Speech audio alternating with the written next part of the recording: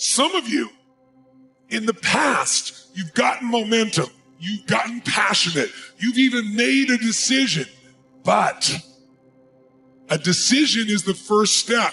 Decision is like a war. I gotta do this or that. All right, I'm gonna make myself do this. But commitment is when you now, after you've decided, you commit to do this for the long term. Whether it's hard or easy, doesn't matter. You're doing this. Resolve means it's done. It's like, it doesn't even if you took action, it's done inside you, so it's done out there. There's no question whatsoever. And what's the most important key to success? I think it's hunger.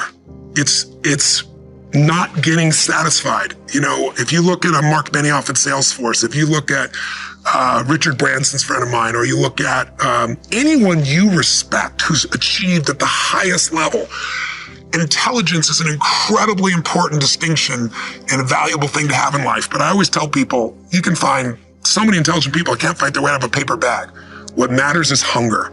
A hunger that doesn't go, a hunger to learn, a hunger to grow, a hunger to serve, a hunger to give, a hunger to create breakthroughs. Great ideas are never going to interrupt you. They have to be pursued.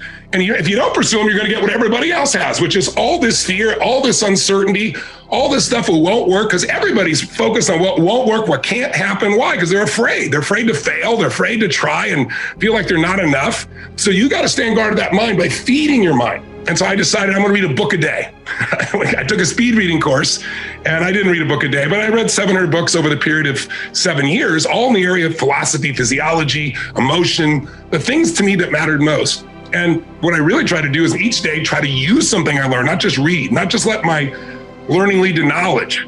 You know, Jim used to say, if you let your learning lead to knowledge, you become a fool.